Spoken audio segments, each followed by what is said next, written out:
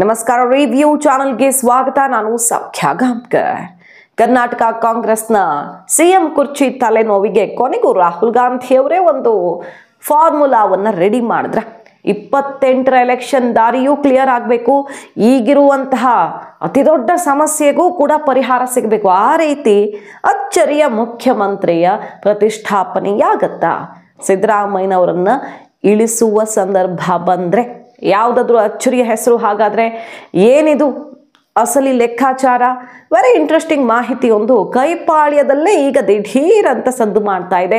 ಖರ್ಗೆ ಅವರು ಬಾಯಿ ಮುಚ್ಕೊಂಡಿರಿ ಅಂತ ಹೇಳಿದ್ದು, ಬೆಳಗಾವಿಯಲ್ಲಿ ಏನು ತ್ಯಾಗದ ಮಾತುಗಳನ್ನಾಡಿದ್ದು, ಇದೆಲ್ಲದರ ಬೆನ್ನಲ್ಲೇ ಕೈಪಾಳ್ಯದಲ್ಲಿ ಎದ್ದಿರುವಂತಹ ಹೊಸ ವಿಚಾರ ಏನದು? ಮಾಹಿತಿ ಮುಂದೆ ಇಡ್ತಾ ಇದ್ದೀವಿ. ಮಿಸ್ ಮಾಡಿದ್ರೆ ನಮ್ಮ ಚಾನಲ್ನ ಸಬ್ಸ್ಕ್ರೈಬ್ ಮಾಡಿ, ನಿಮ್ಮ ಅಭಿಪ್ರಾಯ ಕಮೆಂಟ್ ಮಾಡಿ ತಿಳಿಸಿ. ವೀಕ್ಷಕರೇ, ಒಂದಂತೂ ಕ್ಲಿಯರ್ ಆಗಿದೆ, ಹೈಕಮಾಂಡ್ ಹೇಳಿದ್ರೆ ಸಿದ್ದರಾಮಯ್ಯನವರು ಇಳಿಲೇಬೇಕು. ಅದನ್ನು ನಿನ್ನೆನೂ ಅವರು ಓಪನ್ ಆಗಿ ಹೇಳಿದ್ದಾರೆ. ಹೈಕಮಾಂಡ್ ಏನು ತೀರ್ಮಾನ ತಗೊಳ್ಳುತ್ತೋ ಅದನ್ನು ನಾನು ಶಿರಸಾವಹಿಸಿ ಪಾಲಿಸ್ತೀನಿ, ಅವ್ರ ನಿರ್ಧಾರವೇ ಫೈನಲ್ ಅನ್ನೋದನ್ನು ಸಿದ್ದರಾಮಯ್ಯನವರು ಹೇಳಿದ್ದಾರೆ.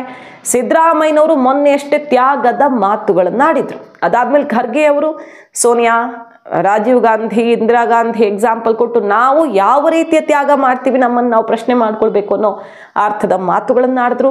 ಇದೆಲ್ಲದರ ಬೆನ್ನಲ್ಲೇ ರಾಜ್ಯ ಕಾಂಗ್ರೆಸ್ನಲ್ಲಿ ಬದಲಾವಣೆ ಫಿಕ್ಸ್ ಅನ್ನುವ ಸ್ಪಷ್ಟ ಸುಳಿವು ಸಿಕ್ಕಾಗಿದೆ. ಆದರೆ ಹೇಗಾಗತ್ತೆ ಬದಲಾವಣೆ? ಸಿದ್ದರಾಮಯ್ಯನವ್ರಿಗೆ ಮೂಡಾಕೆ ಸಂಕಷ್ಟನೋ ಅಥವಾ ಅಧಿಕಾರ ಹಂಚಿಕೆ ಸೂತ್ರದ ಅನುಗುಣವಾಗಿಯೋ ಕೆಳಗಿಳುವ ಪರಿಸ್ಥಿತಿ ಬಂದರೆ ಓಕೆ, ನಾನು ಒಪ್ಕೊಳ್ತೀನಿ. 2ನೇ ಬಾರಿ ಪಕ್ಷ ನನ್ನ ಮುಖ್ಯಮಂತ್ರಿ ಮಾಡಿದೆ, ಎಲ್ಲವನ್ನ ಕೊಟ್ಟಿದೆ ಪಕ್ಷ, ನಾನು ಹೊರಗಡೆಯಿಂದ ಬಂದ ಮೇಲೂ ಒಪ್ಪಿಕೊಳ್ತೀನಿ. ಆದರೆ ನಾನು ಹೇಳಿದವ್ರಿಗೆ ಪಟ್ಟ ಕಟ್ಟಿ ಅಂತ ಕೂರಬಹುದು ಸಿದ್ದರಾಮಯ್ಯನವರು.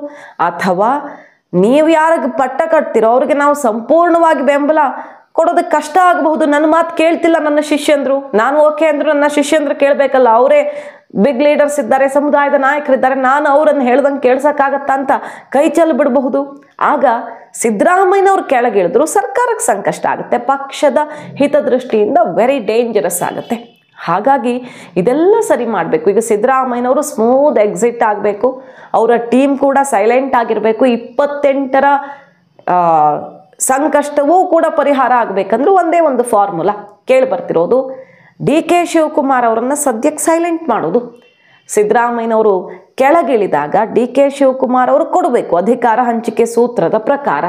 ಅದಾಗಿದೆ ಅಂತ ಏನು ಹೇಳ್ತಿದ್ದಾರಲ್ಲ ಅದರ ಪ್ರಕಾರ ಡಿ.ಕೆ. ಶಿವಕುಮಾರ್ ಅವರು ಈ ಸಲವೂ ತ್ಯಾಗ ಮಾಡಿಬಿಟ್ರೆ 28ಕ್ಕೆ ಅವರಿಂದ ಯಾರೂ ಕಿತ್ಕೊಳ್ಳೋಕೆ ಸಾಧ್ಯವಿಲ್ಲ, ಆ ಜಾಗವನ್ನು ಯಾರೂ ಕಿತ್ಕೊಳ್ಳೋಕೆ ಸಾಧ್ಯವಿಲ್ಲ. ಸರಿ, ತ್ಯಾಗ ಯಾರಿಗೆ ಮಾಡೋದು?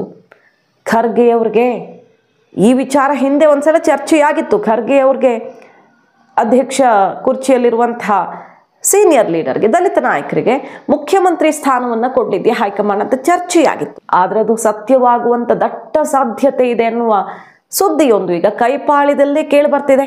ಕಾರಣ ಇಷ್ಟೇ, ಅಧ್ಯಕ್ಷ ಸ್ಥಾನದಲ್ಲಿ ಬೇರೆ ಯಾರನ್ನಾದರೂ ಕೂರಿಸುವ, AICC ಅಧ್ಯಕ್ಷ ಸ್ಥಾನದಲ್ಲಿ ಬೇರೆಯವ್ರನ್ನ ಕೂರಿಸುವಂಥ ಲೆಕ್ಕಾಚಾರ ಇದೆಯಂತೆ. ಓಕೆ, ಖರ್ಗೆ ಅವರು ಬಹಳಷ್ಟು ಜನ ಆ ಜವಾಬ್ದಾರಿ ಹೊತ್ತುಕೊಳ್ಳೋದಕ್ಕೆ ನೋ ಎಂದಾಗ, ಸಂಕಷ್ಟ ಎದುರಾದಾಗ ತಾನು ಕೂತ್ಕೊಂಡ್ರು.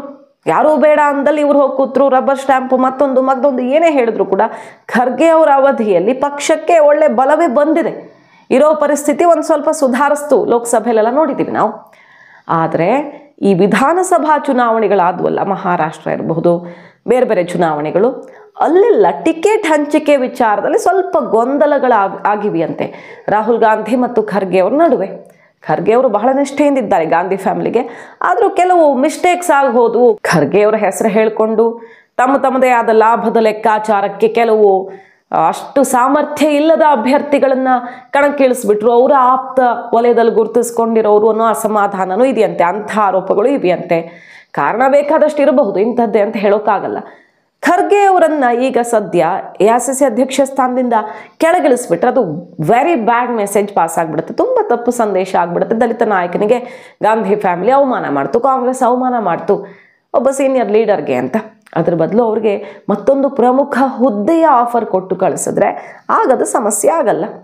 ಸೊ ಉತ್ತರ ಭಾರತದ ಒಬ್ಬ ಪ್ರಭಾವಿಗೆ ಅಧ್ಯಕ್ಷ ಸ್ಥಾನ ಕೊಡುವಂಥ ಸಾಧ್ಯತೆ ಈಗ ಚರ್ಚೆಯಾಗ್ತಾ ಇರೋದು. ರಾಹುಲ್ ಗಾಂಧಿ ಅವರು ಬೇರೆಯದ್ದೇ ಲೆಕ್ಕಾಚಾರದಲ್ಲಿ ಇದ್ದಾರೆ, ಮತ್ತೊಂದಿಷ್ಟು ಹುರುಪಿನ ನಾಯಕತ್ವ ಬೇಕು ಅನ್ನೋದು ಇರಬಹುದು. ಹಾಗಾಗಿ ಖರ್ಗೆ ಅವರನ್ನು ಕರ್ನಾಟಕ CM ಮಾಡಿಬಿಟ್ರೆ 2 ವರ್ಷಕ್ಕೆ, ಅಂದರೆ ಈಗಿರುವಂಥ 2-3 ವರ್ಷಕ್ಕೆ ಅವರು CM ಆಗಿ ತಕರಾರು ಇಲ್ಲದೆ ಆರಾಮಾಗಿ ಕೆಳಗಿಳಿತಾರೆ. ಪ್ರಿಯಾಂಕ್ ಖರ್ಗೆ ಅವರು ಮುಂದಿನ ದಿನಗಳಲ್ಲಿ ಮಂತ್ರಿ ಸ್ಥಾನ ಭದ್ರ ಮಾಡ್ಕೊಳ್ಳೋ ಮಟ್ಟಿಗೆ ಡಿಮ್ಯಾಂಡ್ ಇಡ್ಬೋದು. ಬಿಟ್ಟರೆ ಅವ್ರದ್ದು ಬೇರೆ ಏನೂ ಸಮಸ್ಯೆ ಇರಲ್ಲ ಮುಂದಿನ ದಿನಗಳಲ್ಲಿ. ಹೇಗೂ ಹಿಂದೆಲ್ಲ ಅವ್ರಿಗೆ CM ಕುರ್ಚಿ ಹತ್ತಿರ ಬಂದು ಕೈ ತಪ್ಪಿದೆ, ಕೈಗೆ ಬಂದಿದ್ದು ಬಾಯಿಗೆ ಬಂದಿಲ್ಲ ಅನ್ನೋ ರೀತಿಯಲ್ಲಿ ಮಿಸ್ ಆಗಿದ್ದಿದೆ. ಅವರು ಗೌರವ ಕೊಟ್ಟಂಗಾಗತ್ತೆ, ದಲಿತ CM ಬೇಡಿಕೆ ಪೂರೈಸಿದಂಗಾಗತ್ತೆ. ಇಲ್ಲಿ ಸತೀಶ್ ಜಾರಕಿಹೊಳಿ, ಪರಮೇಶ್ವರ್, ರಾಜಣ್ಣ ಯಾರು SC/ST ನಾಯಕರು ಕೂಡ ತುಟಿಕ್ ಪಿಟಿಕ್ ಅನ್ನೋ ಹಾಗಿಲ್ಲ. ಖರ್ಗೆ ಅವ್ರಿಗೆ ಪಟ್ಟ ಕಟ್ಟಿದ್ರೆ ಯಾರು ಪ್ರಶ್ನೆ ಮಾಡೋಕ್ಕಾಗತ್ತೆ? ಅದನ್ನು ವಿರೋಧಿಸೋಕ್ಕೂ ಆಗಲ್ಲ. ಸಿದ್ದರಾಮಯ್ಯನವರು ಕೂಡ ಸೈಲೆಂಟ್ ಆಗಿರ್ಬೇಕಾಗತ್ತೆ. DK ಶಿವಕುಮಾರ್ ಅವರು ಆರಂಭದಲ್ಲೇ ಹೇಳಿಬಿಟ್ಟಿದ್ದಾರೆ, ನನಗೆ ಕೊಡದಿದ್ರೂ ಪರವಾಗಿಲ್ಲ, ನೀವಾದರೂ ಬಂದು ಕೂತ್ಕೊಳ್ಳಿ ಅಂತ.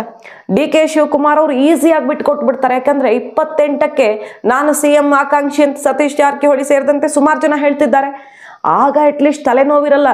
ಮತ್ತೊಮ್ಮೆ DK ಹೌದಪ್ಪ ಬಿಟ್ಟುಕೊಟ್ರು, ಖರ್ಗೆ ಅವರು ಬರ್ತಿದ್ದಾರೆ ಅಂತ ಬಿಟ್ಟುಕೊಟ್ರು, ತ್ಯಾಗ ಮಾಡಿದ್ರು ಅನ್ನೋ ವಿಚಾರ ಹೈಕಮಾಂಡ್ಗೆ ಕ್ಲಿಯರ್ ಆಗಿಬಿಡುತ್ತಲ್ಲ. ಇನ್ನು DKಗೆ ಬೇರೆಯವ್ರು ಪೈಪೋಟಿ ಕೊಡೋಕೆ ಆಗೋದೇ ಇಲ್ಲ. 28ಕ್ಕೆ ಅವರೇ CM ಅಭ್ಯರ್ಥಿ ಆಗಿಬಿಡ್ತಾರೆ.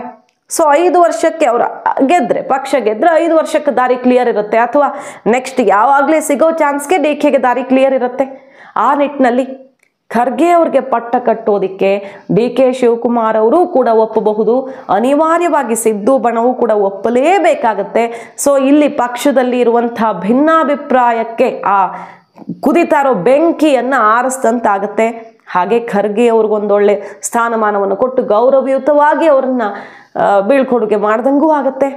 ಇದು ಒಂದು ಪ್ಲ್ಯಾನು. ಅಕಸ್ಮಾತ್ ಖರ್ಗೆ ಅವರು ಇಲ್ಲ ಬೇಡ ನನಗೆ ಮುಖ್ಯಮಂತ್ರಿ ಕುರ್ಚಿ ಸಹವಾಸ ಅಂತ ಹೇಳಿದ್ದೇ ಹೌದಾದರೆ DK ಶಿವಕುಮಾರ್ CM ಆಗಿ ಪ್ರಿಯಾಂಕ್ ಖರ್ಗೆ ಅವ್ರನ್ನ DCM ಮಾಡುವ ಸಾಧ್ಯತೆ ಬಗ್ಗೆಯೂ ಕೂಡ ಚರ್ಚೆ ಆಗ್ತಿರೋದು.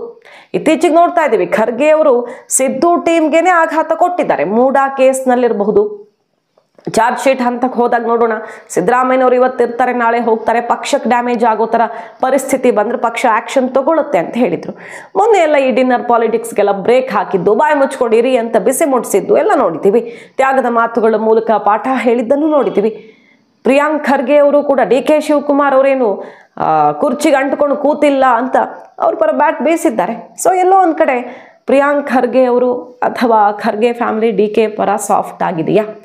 ಅವಕಾಶ ಸಿಕ್ಕಿದ್ರೆ ಒಂದು ಪ್ರಿಯಾಂಕ್ ಖರ್ಗೆ ಅವ್ರಿಗೆ ಒಳ್ಳೆ ಸ್ಥಾನಮಾನ ಕೊಡಿಸೋದಕ್ಕಾದರೂ ಇಲ್ಲ ದೊಡ್ಡ ಖರ್ಗೆ ಅವ್ರಿಗೆ ಕುರ್ಚಿಯನ್ನು ಕೊಡಿಸೋದಕ್ಕಾದರೂ ಲೆಕ್ಕಾಚಾರ ರೆಡಿ ಆದಂಗೆ ಕಾಣಿಸ್ತಾ ಇದೆ.